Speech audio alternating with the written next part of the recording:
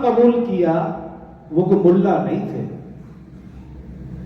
وہ کوئی صوفی، کوئی بزرگ نہیں تھے، مکہ کے بہت بڑے تاجر تھے، بڑے تجار میں ان کا شمار ہوتا تھا۔ 7 ریشم کی دکانیں تھیں، 40,000 درہم ان کے اکاؤنٹ میں تھا۔ مالدار آدمی تھے، تاجر آدمی تھے، ویلے نہیں تھے، لیکن جب ایمان قبول کیا تو اس کا یہ مطلب ہرگز نہیں کہ انہوں نے کاروبار چھوڑ دیا، تجارت چھوڑ دی، سب کو چھوڑ، ایسا نہیں۔ ایمان قبول کرنے کے بعد ایمان کو پھیلاتے بھی رہے، ساتھ ساتھ کاروبار کو بھی وقت دیا، دونوں کو ساتھ لے کر چلے۔ لیکن فرق کیا تھا؟ ایمان قبول کرنے کے بعد انہوں نے ایمان کے اوپر عمل کرنا اور اس ایمان کو پھیلانا یہ زندگی کا مقصد بنا لیا، اور تجارت کو ضرورت کے درجے میں رکھا۔ یہ فرق۔ اور میں اور آپ جو جس کام دھندے میں لگا وہ لگ گیا بس، اور پھر تاجر برادری تجارت میں کوئی کمپرومائز نہیں کرتے۔ نماز جاتی ہے جائے، روزہ جاتا ہے جائے، عبادات اعمال جاتے ہیں جائے، لیکن کاروبار نہ جائے، تجارت خراب، کسٹمر خراب نہ ہو، بس یہ برداشت نہیں ہے۔ لیکن ابو بکر رضی اللہ عنہ بھی تو تاجر تھے، بڑے تاجر تھے، اونچے درجے کے، ہمارے یہاں تو چھوٹے چھوٹے، وہ بڑے تاجر تھے۔ اس کے باوجود ان کی زندگی دیکھیے، رسول اللہ صلی اللہ علیہ وسلم جانتے تھے کہ میرے کسٹمر سارے مشرکین ہیں، اگر میں ایمان قبول کرتا ہوں یا ایمان کو پھیلانے کی بات کرتا ہوں میرے کسٹمر خراب ہوں گے، لیکن فکر نہیں کی انہوں نے، فکر نہیں کی، ایمان کو، اسلام کو پھیلایا، خود بھی عمل کیا، دوسروں کو بھی دعوت دی، خوب وقت دیا، محنت کی، ایمان کے اوپر، اسلام کے اوپر، اعمال کے اوپر خوب محنت کی، حالانکہ ہے تاجر۔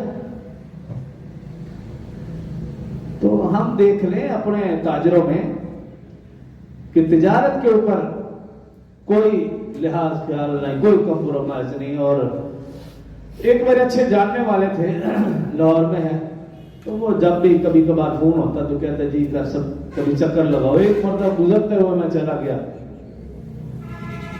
اب چائے منگوا لی، بیٹھا میں چائے پی، اسی دوران ایک خاتون ہے، بس وہ چائے بھی چھوڑ دی، مجھے بھی چھوڑ دیا، جوتے پہننا بھول گیا، باجی باجی ادھر آئے بیٹھے، یہ بتائیں، یہ دیکھیں وہ دیکھیں، بس وہ باجی باجی۔ میں نے سمجھا شاید ہمشیرہ ہوگی ان کی، خیر اس عورت نے کچھ بھی نہیں کیا، چلی گئی۔ تو میں نے کہا خیر تو ہے، یہ چھوٹی ہمشیرہ ہے، بڑی ہمشیرہ؟ کہا ہمشیرہ نہیں، یہ کسٹمر ہے۔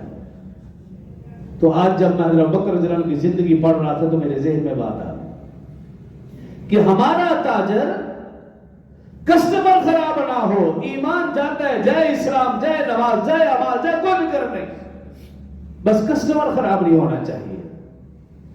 تو ابو بکر رضی اللہ عنہ کو بھی تو زندگی دیکھ لیجئے، کسٹمر سارے ان کے مشرکین مکہ جانتے ہیں جب میں اس اسلام ایمان کے پھیلانے کی بات کروں گا میرے کسٹمر خراب ہوں گے، لیکن فکر نہیں کی، اپنے ایمان کو بچایا، ایمان کو پھیلایا، رسول اللہ صلی اللہ علیہ وسلم کا ساتھ دیا، بھرپور ساتھ دیا، بلکہ ساتھ دینے کا حق ادا کر دیا۔ چھوٹے چھوٹے واقعات سے میں صرف وہ بتا رہا ہوں کہ ہمارے لیے رہنمائی کیا ہے، تو میرے اور آپ کے لیے بھی یہ رہنمائی ہے کہ تجارت اپنی جگہ، کاروبار، ملازمت، جو کچھ بھی وہ اپنی جگہ، لیکن پہلے ایمان، پہلے اسلام، پہلے نماز، پہلے اعمال۔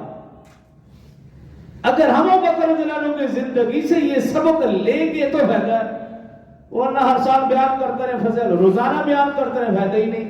کیوں؟ میں نے اور آپ نے کچھ سیکھا ہی نہیں، سبق ہی نہیں لیا اس سے۔ اور پھر تاجر ہونے کے باوجود سب سے بڑی صفت ان کی صدیق، کہ سچ کی انتہا کر دی۔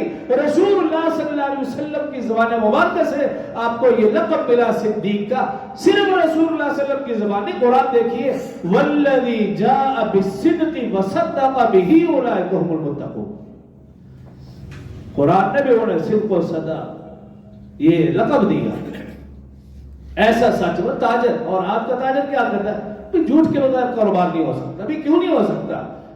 رسول اللہ صلی اللہ علیہ وسلم نے فرما دیا منافق کی علامت اور نشانی یہی ہے کہ وہ جب بھی بولے گا جھوٹ بولے گا. تاجر بڑا مجھے لیکن مسلمان بڑا، منافق نہیں. وہ تو منافق کی نشانی ہے جھوٹ بولنا. یہ کہنا کہ جھوٹ کے بغیر کاروبار نہیں چلتا، تجارت نہیں چلتی، سامان نہیں بکتا، اس کا مطلب یہ ہے کہ رسول اللہ صلی اللہ علیہ وسلم کے فرامین پر یقین نہیں. روزے دینے والا جو اللہ اس پر یقین نہیں. جس کو اللہ کی ذات پر کہ وہ رازق ہے یقین ہے، جس کو معلوم ہے رسول اللہ صلی اللہ علیہ وسلم نے فرما دیا کہ جھوٹے پر اللہ کی لعنت ہے، وہ کبھی جھوٹ نہیں بولے گا. کیوں؟ یہ جھوٹا نہیں، یہ لعنتی شخص ہے. اس کو قرآن نے لعنت دکھا، الا لعنت اللہ علی الکاذبین. تو ہمیں ابوبکر رضی اللہ عنہ کی زندگی سے یہ سبق مل رہا ہے.